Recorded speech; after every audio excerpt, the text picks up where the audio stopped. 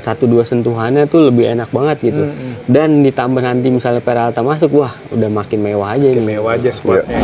Datangnya Peralta tentu akan menambah opsi buat Igor Torres di lini depan ya. Tapi kan kita belum tahu juga seperti apa permainannya yang Peralta di Persib. Kiper aja sih. Persib butuh kiper tambahan ya. Berarti kalau levelnya di atas Teja, berarti kiper asing dong. Iya. Karena kiper lokal yang levelnya di atas Teja kan udah punya klub kan. Nadio udah di Persija. Terus juga mungkin lu dengan skuad bagus sekarang ya, kalau kiper lu begini nggak menunjang ya sayang aja gitu. Jadi ketika lu lihat Bobotoh tuh baik yang bilang Persib kehilangan satu pemain tapi harus ganti dengan dua pemain. Artinya dia kehilangan satu Barba harus ganti dengan Gabriel Mutombo sama Gakuto Nosuda. Persib Bandung dikabarkan masih mengincar 3 pemain baru di bursa transfer musim panas 2026. Kira-kira siapa saja pemain tambahan yang akan gabung ke skuad Maung Bandung di musim baru? Nah, hari ini di podcast Kickoff, gue Ramdhani Bur akan mengulas lebih lanjut bersama dua jurnalis Okezone. Ada Bang Feby Novalius dan juga Bang Wikanto Harungbudoyo.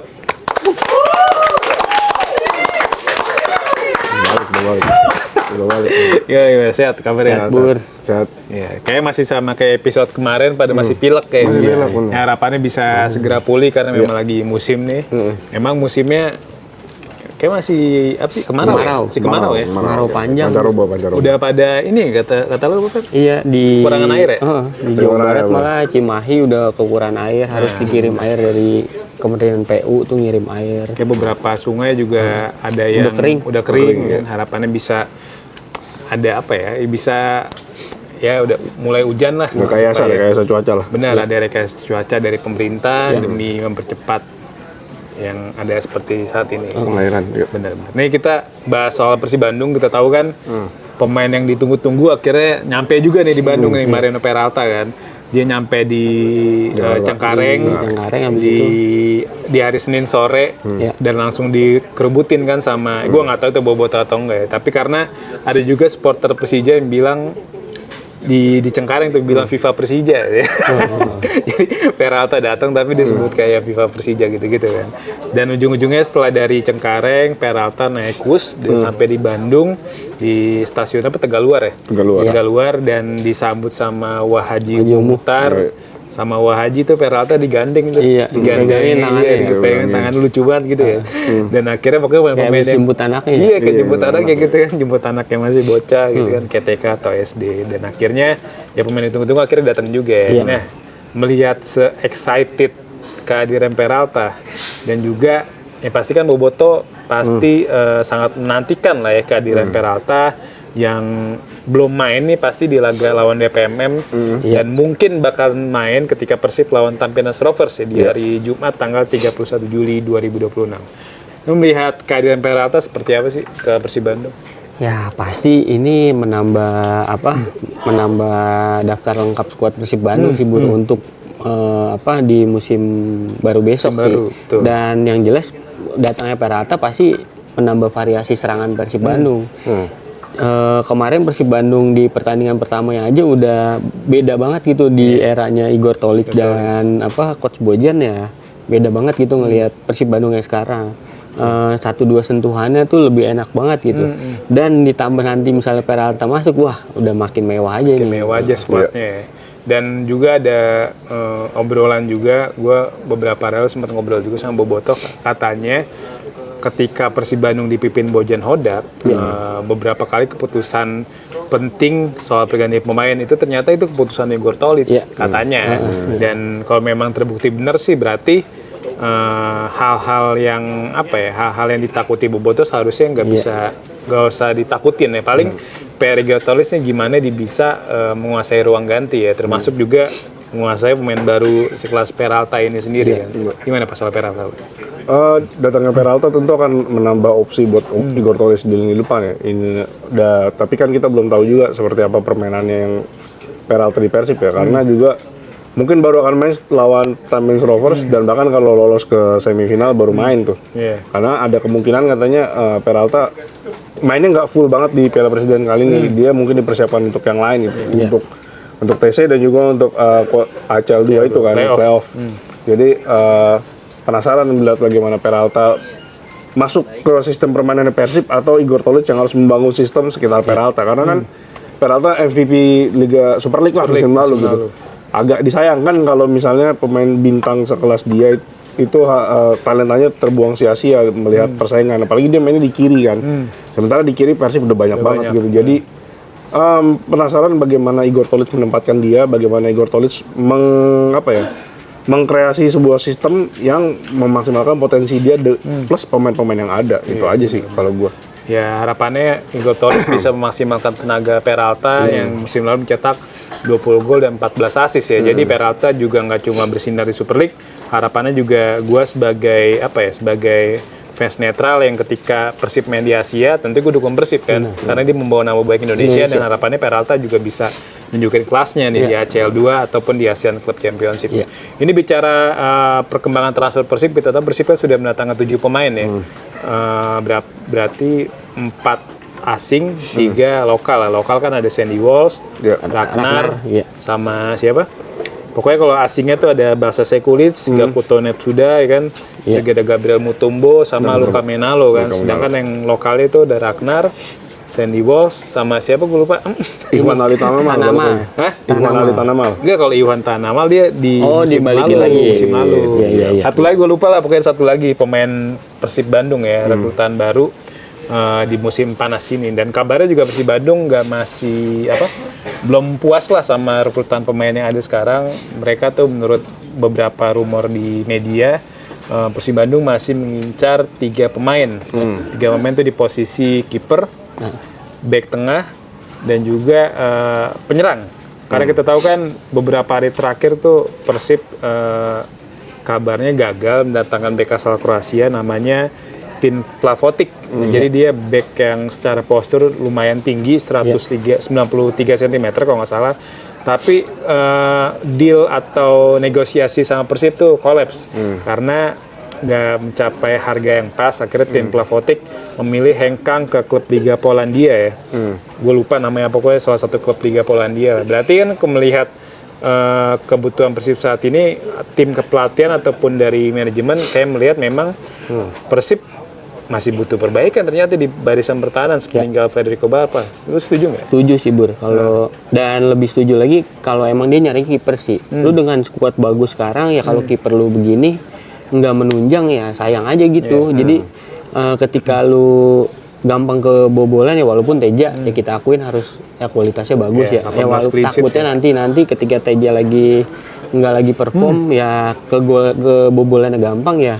Mentalitas pemainnya pasti ngaruh juga. Makanya Persib Bandung kalau menurut gue harus datengin kiper yang kualitasnya harus di atas Teja sih kalau menurut gue. Apalagi dia turnamennya kan banyak kan besok kan di musim berikutnya. Dan kalau back kalau menurut gue nggak perlu sih kalau menurut gue, karena yang squad sekarang juga udah banyak juga kan. Ada Dion Mark di situ. Itu anak muda potensinya masih bisa diangkat lagi. Terus ada Mutombo juga, ada Matrikardi juga kan gitu, ada Kakak, ada Julio Cesar ya. Jadi kalau bisa main di tengah, tengah. Jadi kalau buat nambah lini belakang sih kalau menurut gue sih nggak usah sih kalau menurut gue. Kalau depan pelapisnya Basa mungkin. Kalau kemarin gue lihat Basa sih striker emang kayaknya menjanjikan sih Bro. Body charge kuat, nahan boleh kuat, pegang boleh kuat. Tinggal kemarin dia belum golin aja. Belum dapat. Ada peluang cuman dia kemarin nggak bisa golin. Jadi dia agak nyesel kan kemarin. Cuman ya ini ada Balsa, ada Ramon Tanke ya, kalau emang harus ditambah lini depannya lagi, tapi harus lebih bagus dari kedua pemain itu. Dan ya kalau emang nggak bisa ditambahin juga kalau menurut gue dengan materi pemainnya sekarang sih udah cukup sih kalau menurut gue sih. Jadi kalau menurut lu kiper aja sih butuh kiper tambahan ya. Berarti kalau levelnya di atas Teja ya berarti kiper asing dong. Karena kiper lokal yang levelnya di atas Teja kan udah punya klub kan. Nadio udah di Persija. Terus juga mungkin setara kayak Teja, Hernando di Persebaya. Nah mungkin memang yang jadi PR Persib Bandung saat ini memang menjaga gawang. Kita tahu tim-tim papan atas Super League dia punya kiper utama dan pelapis yang sama bagus sih kan. Persija punya Nadio sama Akil Safik. Ada Andri Tani juga tuh kan. Andri Tani. Persebaya ada Hernando sama Reza Arya ya kan, untuk kiper yang levelnya sama lah. Kalau Borneo, nah itu tuh masih proses pencarian lah kiper-kiper top. Nah Persib Bandung yang main di banyak kompetisi harapannya juga punya kiper yang minimal 2 lah ya. Kiper yang punya kualitas. Sekarang kita tahu kan level antara Teja dan Fitra ya masih jauh lah. fiturnya memang bagus ketika dia debut lawan Borneo, tapi kan nggak bisa juga ketika Teja amit-amit cedera, Persib terus-terusan ngandalin Fitra nih. Jadi Persib memang butuh kiper asing, karena rumornya sempat kencang sama kipernya HJK Helsinki itu si Markovic yang musim ini sudah mencatatkan 15 penampilan dan juga kebobolan 15 kali. Dan selain Markovic juga ada kipernya Lion City Sailor tuh Ivan Susak yang musim lalu ketemu Persib juga di ACL 2, kiper yang tinggi badan tuh 2 meter lebih lah, 203 cm kalau nggak salah. Dan itu mungkin ya bisa jadi opsi. Ya, untuk muatin lini pertahanan Persib Bandung. Nah, gimana Pak maksudnya? Sama sih, butuh kiper karena ya nggak bisa ngandelin Teja terus-terusan juga. Kalau back, kemarin tuh kalau gue lihat Bobotoh tuh baik yang bilang Persib kehilangan 1 pemain tapi harus ganti dengan 2 pemain. Artinya dia kehilangan 1 Barba, harus ganti dengan Gabriel Mutombo sama Gakuto Nosuda. Itu artinya mungkin Persib butuh 1 back lagi sih kalau gue lihat ya. Tapi kayaknya kalau mendatangkan pemain asing untuk posisi back agak mubazir ya, karena udah ada Patrick Hardy, ada Julio Cesar, ada Mutombo juga, ada Dion Max juga kan. Jadi kemungkinan kalau datengin back, kayaknya sih datengin backnya back dari pemain Indonesia ya, siapapun itu gitu. Tapi kalau kiper, ya kalau misalnya pengen kiper lokal ya memang udah habis juga stoknya yang berkualitas ya, paling pasti Saryandi. Saryandi bener, itu juga kalau misalnya dilepas kan susah juga. itu juga nggak mungkin sih, udah mau Super League ya, nggak mungkin dilepas juga. Jadi ya mungkin kalau gue ya itu si kiper yang paling mendesak lah, kiper asing gitu. Kiper asing ya. Penyerang juga dengan adanya kemarin kan setelah Basa Sekulic ditarik keluar, Ramon Tanke masuk, kelihatan banget memang Ramon Tanke itu nggak bisa dikasih bola kayak pemain baru main gitu ya, kayak baru butuh adaptasi gitu ya. Dia tuh nggak bisa diajak build up serangan, nggak bisa diajak lari bawa bola, dia tuh harus bener-bener stay di depan ya, asuman crossing atau dia tinggal finishing aja gitu. Jadi butuhlah 1 striker yang punya gaya yang berbeda dari Basa dan juga Ramon gitu, yang siapapun itu maupun asing maupun lokal, tapi butuh striker yang gayanya itu berbeda dari Basa dan Ramon. Ya at least Ramon stay di Persib udah bagus lah, dia rela untuk jadi pemain squad player tuh udah bagus banget lah. Setidaknya Persib punya jaminan pemain yang bisa finishing lah gitu. Nah, tinggal cari tuh jalan tengahnya di antara Basa dan Ramon gitu. Tapi kalau memang Persib Bandung datengin penyerang asing gitu, pemain asing ya, tentunya kan Persib Bandung juga harus nimbang-nimbang nih, apakah dia tetap harus konsisten dengan 11 pemain asing atau menambahkan pemain baru. Karena kita tahu sebenarnya untuk regulasi ACL 2 nggak ada batasan pemain asing kan, jadi Persib bebas lo mau daftar 20 pemain asing juga nggak masalah, asalkan duitnya cukup tuh, ya kan. Tapi kalau misalnya memang Persib Bandung ternyata udah kita tetap pakai 11 pemain asing lah, dan mungkin ngorbanin Ramon Tanke, mungkin Ramon Tanke dilepas, terus masukin penyerang asing baru atau kiper baru. Lo melihat seperti apa? Apakah memang Ramon Tanke layak nih untuk digeser demi Persib Bandung akhirnya tetap pakai 11 pemain asing gitu? Kalau menurut gue lihat performa Ramon Tanke musim lalu, sebenarnya ini pemain salah satu pemain asing yang gue yakin dipertahanin sih, Bur.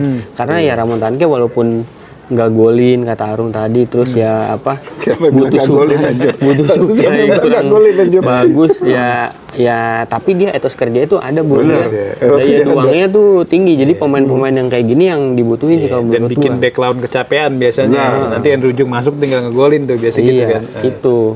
Nah, jadi apa kalau emang harus nambah pemain asing, kalau menurut gue udah nggak perlu sih, buang-buang duit aja sih, mendingan lu kalau gue lihat kan Persib Bandung kemarin juga habis ngangkat pemain juniornya dia untuk promosi ke tim senior kan. Di situ juga ada temen gue juga tuh, ada Hafiz yang gue bilang tuh nomor 25. Ya kayak pemain-pemain muda kayak gitu yang ya di era Igor Telik gue harap sih ada kesempatan. Kemarin Nazril juga udah dikasih main juga kan. Dan ya semoga lebih banyak lagi pemain muda yang bisa keangkat dan ya pengaruhnya nanti kan buat ke timnas juga, Bro. Jadi lu mendukung penyerang kesayangan lu bertahan ya? Iya, Ramon Tanke. Gue dukung Ramon Tanke. Bener. Tapi kalaupun nggak ada dengan striker asing kan William Barros bisa jadi striker tengah juga. Iya, bisa. Iya. Jadi banyak opsi lah. Dengan banyaknya pemain di winger kiri, Barros bisa digeser ke tengah. Tengah, capek jadi kiri. Dan kemarin juga Barros juga yang golin. Barros juga. Walaupun Barros main sebagai winger kiri kan. Iya, gitu. Gimana soal Ramon Tanke? Ramon Tanke ya itu tadi yang gue bilang, dia udah bertahannya udah bagus karena dia bisa jadi squad player kan. Jadi kalau ada butuh opsi untuk 2 penyerang, satu bisa, maksudnya kalau misalnya buntu terus butuh opsi tambahan pemain menyerang ya Ramon Tanke bisa dimasukin tuh buat jaga-jagain di depan kan, narik-narik bek lawan lah, bikin bek lawan ketar-ketir lah. Jadi ya nggak apa-apa juga dipertahankan. Toh pada akhirnya dia musim lalu juga golnya cuman kalah sama Andrew Jung ya, sama William Barros kan. Jadi nggak jelek-jelek amat juga, bahkan lebih jelek striker yang datengin di putaran kedua tuh, Sergio Castel kan. Nggak golin sama sekali. Ramon Tanke setengah musim pertama bahkan masih bisa ngegolin, walaupun golnya cuma template gitu. Jadi ya menurut gua nggak apa-apa lah Ramon Tanke dipertahankan, masih bisa ada kesempatan. Kalau menurut gue Bur, striker tuh di Persib Bandung nggak terlalu di striker asing ya, terutama nggak terlalu kebutuhannya nggak terlalu penting lah gitu. Karena semua pemainnya juga bisa golin sih Bur. Iya. Karena bermain secara sistem kan. Terutama Persib Bandung di musim lalu era Bojan Hodak memang udah menerapkan sistem itu. Dan tapi yang nggak ada salahnya kalau Persib Bandung punya striker yang benar-benar klinis kayak David da Silva. Jadi biar lebih menunjang lagi ketika sistem udah bagus, banyak pemain yang bisa mencetak gol, tapi ada satu pemain yang memang jadi monster gitu di lini pertahanan lawan. Ditakutin kan. Jadi takutin. Dan kita juga ada beberapa pemain baru Persib yang sudah mencatatkan debut kan, ada Basa Sekulic, ada Gakuto Notsuda, Gabriel Mutombo, dan juga Luka Menalo. Ini dari 4 pemain ini, siapa pemain yang menurut lu paling impresif di mata lu lagi? Kalau kemarin gue tonton sih ya Barca nih menurut gue bakalan bagus lah gitu, karena ya bodinya kuat, pegang bolanya kuat, terus sama Luka Menalo tuh enak aja gitu ngelihat Luka Menalo main kemarin nih, walaupun beberapa kali ada miss, tapi ya dengan sistemnya Igor Tolik yang sekarang, mereka tuh main 1-2-nya tuh enak gitu, sampai kakang tuh bisa skema cut B, bisa umpan lah ke ke entah si Basa atau si crossing ya kayak gitu-gitu. Jadi umpan 1-2-nya tuh enak gitu ngelihat Igor Tolik. Terus buat Igor Tolik juga yang harus rasa percaya diri harus tinggi juga, karena Igor Tolik kemarin kan sempat bilang juga kan, gue ngerasa kok masih kayak ada Bojan nih jalan-jalan gitu. Soalnya gue kan biasa di belakang, Bojan biasa di depan katanya. Jadi ya buat Igor Tolik, ketika kemarin gue lihat pertandingan pertama lu main kemarin udah oke sih. Lu harus lebih percaya diri lagi supaya lebih keluar aja gitu permainan. Kalau lu tuh punya kualitas sebenarnya, jangan terus dibawa banyak-banyak Bojan Hodak gitu. Nah, kalau dari 4 pemain itu sebetulnya sih gol yang impresif belum ada kalau menurut gue ya, belum ada yang outstanding lah. Tapi gue tuh pengen lihat Gakuto Notsuda, karena dari keempat pemain itu yang datang itu yang baru, yang paling di highlight sama Boboh tuh Gakuto Notsuda, karena dia efektif ya kan mainnya. Terus dia juga katanya punya progresi bola yang bagus, bisa main di sayap kiri, bisa jadi gelandang sebelah kiri. Kreatif juga katanya. Jadi gue tuh penasaran pengen lihat si Gakuto Notsuda waktu Persib Arema, walaupun mainnya sebentar doang. Walaupun sebentar gitu. Jadi nggak bisa ngelihat, dan gue nggak tahu pertandingan Persib lawan DPMM ya, karena kita syuting setelah itu sebelum itu gitu. Jadi kita nggak tahu, tapi gue pengen banget ngeliat Gakuto Notsuda, karena Persib selama ini punya punya pemain Asia tuh bagus dan juga pemain Asia kayaknya cocok sama Persib gitu, kayak dia dari Thailand cocok, apalagi Gakuto tadi main di Thailand kan, jadi dia nggak adaptasi, nggak terlalu susah lah, walaupun beda negara gitu. Jadi gue pengen lihat Gakuto Notsuda ya. Dan permainannya kita tahu kan pemain jebolan Jelik biasanya oke tuh ya kan. Kita aja banyak pemain Indonesia kayak Sandy Walsh, terus juga Deli Pali, Evan Badim, Justin Hapner nggak bisa dapat menit tampil kan. Walaupun dapat menit tampil kayak Justin Hapner dikerjain tuh, cuma menit 90. Akhirnya minta balik lagi ke Wolverhampton kan. Dan ya itu kan nunjukin kalau Gakuto Notsuda itu punya kelas. Dan di BG Patum musim lalu diasuh sama Vladimir Vujovic, dan dia tampil bagus kan. Dan mungkin ya Vujovic jadi salah satu yang nyaranin Persib. Ini beli dia aja nih kan. Akhirnya dibawalah sama Igor Tolik dan tampil oke. Dan juga kan Persib Bandung beberapa hari lalu memperkenalkan head of scouting mereka ya, Ahmed El Wardani. Ini merupakan pria asal Mesir. Dia dulu pernah jadi asisten pelatih Bojan Hodak di Kuala Lumpur City FC dari tahun 2021 sampai 2023. Tapi walaupun dia baru diperkenalkan di akhir pekan lalu di website Persib, nyatanya dia sudah kerja bersama Persib Bandung tuh dari beberapa pekan yang lalu. Mungkin proses negosiasi transfer Persib itu udah dimulai dari dia nih, walaupun dia belum diumumin, tapi nyatanya dia udah kerja gitu kan. Ini sebenarnya kayak nunjukin kalau memang kayak Persib memang belum berhenti berbelanja pemain ya. Dan kita tahu kan tadi kita juga sudah bahas bahasa psikologis bagus, Ramon Tanke juga ya masih sosok lah, masih ada potensi dia berkembang. Tapi kalau gue melihat mungkin Persib Bandung juga membutuhkan satu penyerang yang benar-benar oke banget. Bahasa bagus memang, tapi kayaknya ada butuh sosok pelapis yang ya bisa nyaingin ketajaman Balsa ya, yang notabene seorang top skor Liga Montenegro musim lalu. Nah, kita tahu kan kemarin di laga lawan Kamboja, Mitchell Baker bagus banget ya. Dan kita juga, dari lu juga ada bilang, lu apa sih? Chemistry-nya bagus lu ya. bilang Sama ya? gue yang bilang bagus ya? sama Tom Haye. Nah, Tom Haye kan, dan banyak yang nyaranin juga Bobotoh udah ambil Mitchell Baker mumpung belum punya klub profesional. Tapi lu setuju gak kalau misalnya ujung-ujungnya Mitchell Baker pemain yang sempat masuk, gua tahu ya, sempat atau masih masuk MLS draft dan masuk Colorado Rapids ini memang buru-buru lah untuk main ke Super League, misal gabung Persib Bandung gitu. Kalau gue nggak setuju sih Mitchell Baker main di Persib sekarang ya.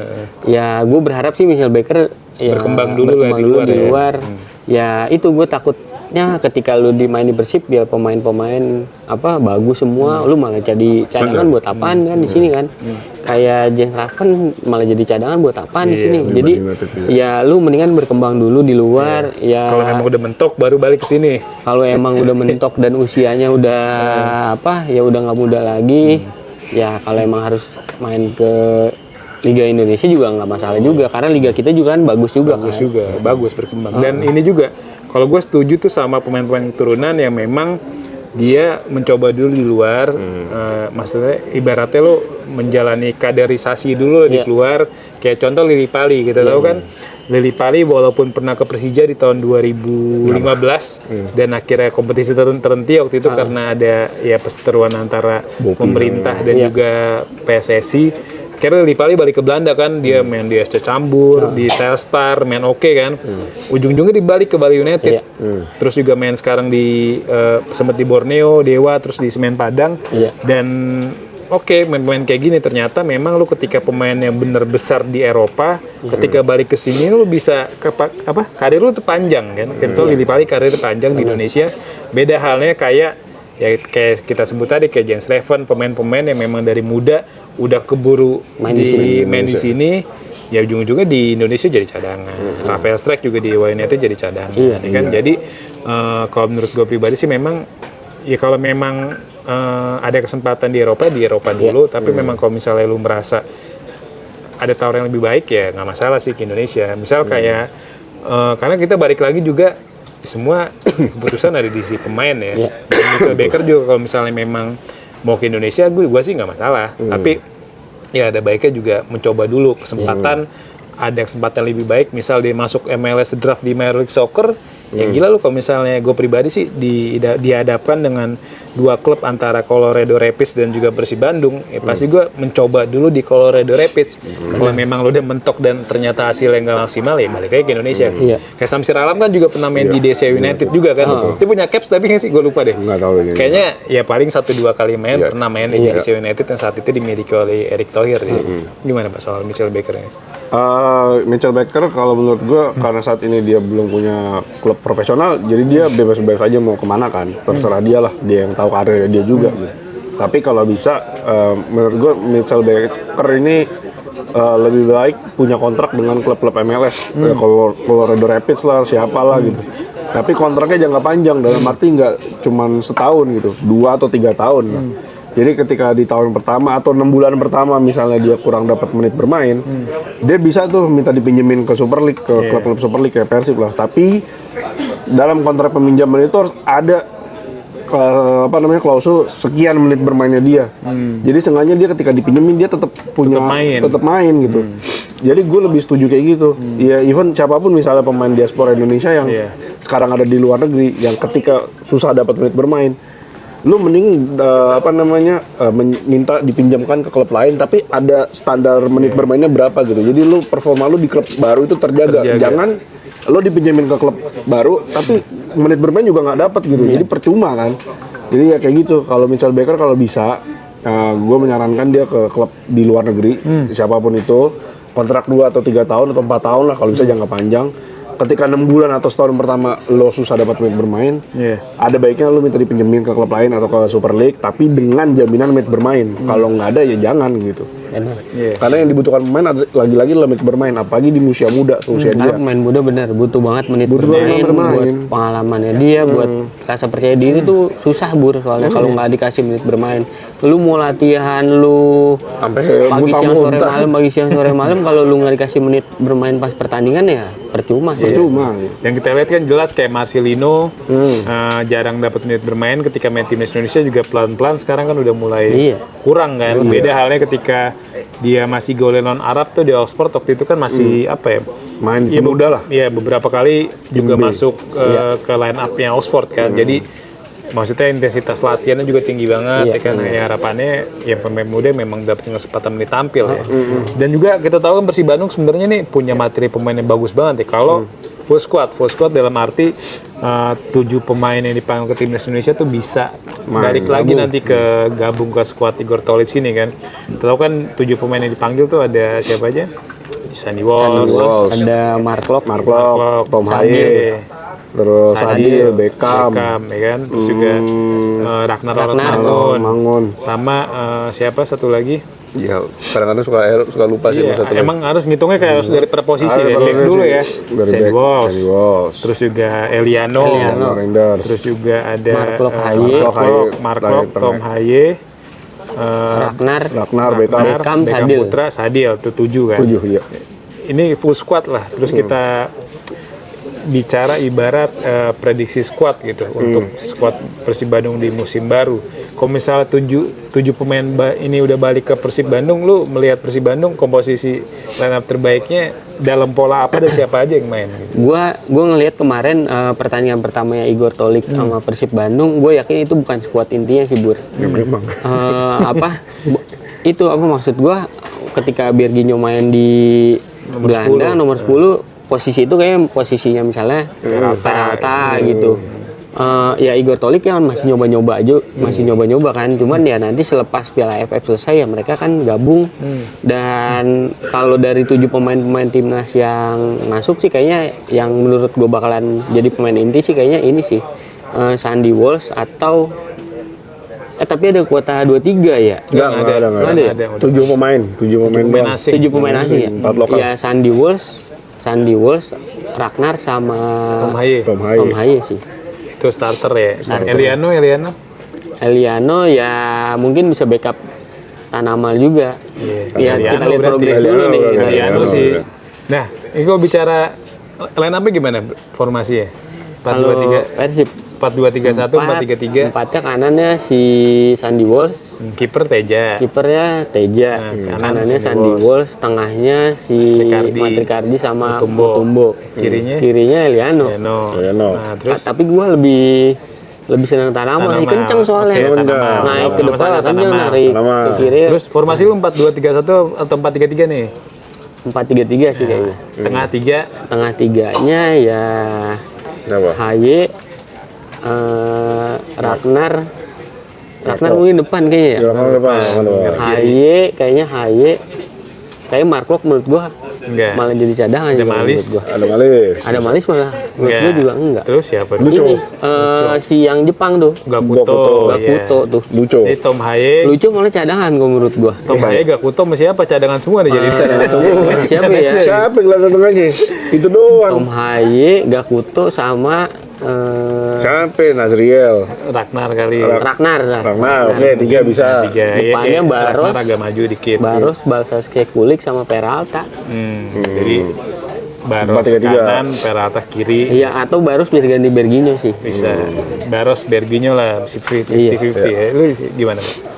Karena Persib akan main di 2 kompetisi yang dengan aturan yang berbeda, gue bikin 2 versi aja deh ya. Untuk versi Super League nih. Karena kan 7 pemain ya, 7 pemain asing. Ke kipernya Teja udah pasti. Kanan Sandy Walsh, tengahnya Mutombo sama Matrikardi, kirinya Eliano. Berarti asingnya baru 2 nih ya. Iya. Tengahnya geser ada gue main 4-3-3 nih. 3 tengahnya itu gue lebih seneng kombinasinya Mark Locke, Tom Haye sama satu lagi kayaknya Gakuto. Karena mereka kan melengkapi. Main menurut lu? Main Mark Locke karena dia kapten. Ya. Kalau kapten nggak main agak gimana gitu. Berarti asingnya ada 3 nih. Lokalnya? Lokalnya 3. Asingnya 3 juga. Si siapa? Gakuto, Matrikardi sama Gabriel. Sama Mutombo. 3 kan? 3, iya. Nah, terus depannya kiri Peralta, tengahnya si Balsa Sekulik. Luka Minalo bisa kanan gak sih? Bisa. Luka Minalo. Arema kanan dia. Jadi ada 5. Minalo belum. Jadi ada 5 tuh, 5 pemain lokal asing, sisanya lokal 6. Kalau itu Super League ya. Kalau di bebas nih umum nih. Asia lah. Asia CL2. Nah, CL2 kan bebas ya. 11 pemain 3 Paku Alam, kanannya tetap belakangnya tetap nggak berubah lah. Tengahnya Luciano, Luciano, Tom Hay sama Gakuto Notsuda. Marco cadangan nih kalau ACL nih kalau gua. Depannya ya Peralta, si Balsa Sekulit sama Luka Minalo juga. Jadi bedanya kalau di Super League sama di Marklocknya aja diganti. Marklock diganti sama Lucho ya kan. Dan itu mungkin jadi prediksi line up ideal Persib Bandung untuk musim depan, tapi kan juga masih dinamis ya karena bursa transfer juga masih dibuka sampai akhir September kalau khusus Liga Indonesia. Nah, tapi tentunya Persib Bandung kan dengan materi pemain saat ini punya target yang lebih besar di musim baru kan, tampil 4 kompetisi. Tentunya Persib punya keinginan mencapai prestasi lebih baik timbang musim lalu gitu. Nah, tapi dari 4 kompetisi ini target realistis masing-masing lah di 4 kompetisi seperti apa? Kalau lihat materi pemain, target realistis pasti Super League masih sih Super League juara. Masih juara. Nah, terus League Cup? Ya sama itu sih yang kayaknya yang kalau menurut gua kalau yang ACL melaju lebih jauh dibandingkan kemarin doang. Misalnya? Ya misalnya semifinal lah gitu. Perempat final kemarin kan 16 besar. 16 besar kan. Perempat final lah jangan. Ya misalnya semifinal lah targetnya kalau di ACL 2. Kalau di yang League Cup ya targetnya kalau menurut gue sih juara sih. Iya. Berarti satu lagi Asian Cup Championship tuh. Apa tuh yang tim-tim Asia Tenggara? Yang itu ya karena baru pertama kali kan ini ikut ya. Masih baru pertama kali. Ya kita lihat aja lawan-lawannya nuruninnya pemainnya kayak gimana sih. Biasa aja sih. Cuman kalau lihat pemain utama kecuali JDT biasanya pemain cadangan dia. Ya target pasti juara juga. Apalagi materi pemainnya kalau menurut gue materi pemain Persib tuh mau yang asing dan lokal tuh sama kan. Setara. Jadi lokalnya rasa asing tuh. Iya benar. Lo gitu. Jadi juara Super League Cup, Asian Cup Championship juara juga treble berarti ya. Bisa juga ya kan? Sama ACL 2 semifinal. Mantep sih kalau emang itu bisa kesampaian sih. Mantep sih. Kalau kemarin dengan skuad yang ini dengan pelatihnya Boyan Odak, gue berani bilang Persib harus targetin treble. Kalau pelatihnya Boyan Odak. Karena ini pelatihnya Igor Tolis, menurut gue double cukup. Juara Super League sama League Cup. Sementara di ACC, di Asian Cup Championship, menurut gue targetnya final aja dulu. Karena kan mereka punya mantan pemain yang pernah juara ACC kan, Sandy Walsh kan. Dan juga kalau di di ACL 2 targetnya sepertinya nggak usah muluk-muluk dulu kalau gue ya. Lolos paling nggak melebihi musim lalu lah, 16 besar kan musim lalu, berarti musim ini perempat final aja dulu gitu. Target realistis Persib. Yang terakhir deh nih, kalau memang amit-amit ternyata Persib nggak juara Super League, gimana melihat nasib Igor Tolis? Apakah memang harus tapi ini misal ya nggak juara Super League tapi di ACL 2 lolos semifinal gitu, gimana? Kalau menurut gue Igor Tolis harus punya gelar juara untuk dipertahanin sih. Lu udah ikut 4 kompetisi, materi pemain lu bagus, masa lu nggak dapet satu kayak Arteta gitu minimal. Nah ya itu kalau menurut gua. Dan manajemen sebenarnya kan udah statement juga kan, lu materi pemain udah disiapin banyak nih, terus bagus-bagus ya Super League juara, target juara lagi. Terus kalau ACL ya emang targetnya lebih jauh dibanding sebelumnya aja sih. Kalau 2 yang kompetisi itu ya menurut gua salah satu harus dapet. Jadi kalau menurut lu Igor Tolis harus diganti kalau memang nggak dapat juara Super League sama sekali ganti. Gimana? Kalau gue melihat dulu gini, misalnya di kompetisi lain melajunya sejauh apa nih? Kalau misalnya di ACL 2 paling nggak nyampe perempat final, terus di ACC sampai semifinal, League Cup sampai taruhlah semifinal, di Super League peringkat 2 tapi sampai pertandingan terakhir. Ya layak masih dipertahankan, tapi kalau misalnya 4-4-nya berantakan ya mohon maaf gitu loh. Apalagi kalau Super League misalnya Persib cuma ini amit-amit ya, Persib proyeksinya paling jelek itu adalah peringkat 4, paling bagus misalnya jelek lah mainnya di Super League ancur-ancuran. dan perolehan poin maksimal cuma bisa peringkat 4 ya mohon maaf juga mendingan cabut gitu. Walaupun misalnya di yang lain juara atau misalnya melangkah jauh. Ya itu tadi pokoknya kalau misalnya nggak sampai juara tapi sampai tahap-tahap akhir ya masih bisa dimaklumi lah karena kan debutnya dia juga kan. Tapi kalau ancur-ancuran di kompetisi lain nggak melaju jauh di Super League nggak jadi juara ya mohon maaf mending hatur nuhun. Makanya gue bilang kan Igor Tolik harus lebih percaya diri ya. Yang gue lihat lu main pertama bawa Persib Bandung mainnya bagus ya, semoga lu bisa kedepannya bisa lebih bagus lagi. Ya nggak usah lah lu ada di bayang-bayang apa coach Bojang lagi, lu harus lebih percaya diri lagi pokoknya itu sih. Itu ya pokoknya intinya ya gue harapannya khususnya di Asia ya Persib Bandung bisa lebih bagus lagi karena ketika Persib Bandung main bagus di Asia ujung-ujungnya juga mendongkrak posisi Indonesia dan membuka peluang Indonesia punya wakil di Asia Elite kan. Karena kita udah lama banget wakil Indonesia yang nggak main di Champions League Asia atau di Asia Elite. Terakhir kalau nggak salah Arema kalau nggak salah 2010 setelah itu nggak pernah lagi dan harapannya Persib Borneo ini bisa membuka jalan ya bagi wakil-wakil Indonesia untuk nantinya bisa bersaing sama tim-tim top dari Jepang, kan Australia, China, karena kita malu juga lah. Thailand dan Malaysia aja selalu ada satu wakil kan, satu wakil dan nggak sekadar main tapi lo bisa lolos ke perempat final kan. Budi Ranon JDT musim lalu dan nunjukin itu. Dan musim ini juga ada Chong'an Hanoi juga yang akan tampil di playoff dan lawan Adelaide United kalau nggak salah dan ada potensi mereka bakal main di ACL Elite juga. Oke deh, makasih banyak nih Pak Arum dan Bang Feby udah ngobrol-ngobrol kita sekitar setengah jam lebih soal Persib Bandung. Nanti next event atau next issue kita bahas di episode selanjutnya. Oke, Okezenders, makasih banyak udah nongkrongin kita selama setengah jam soal Persib Bandung. Kita bahas lebih lengkap tadi di episode kali ini. Sampai jumpa di episode kick-off selanjutnya.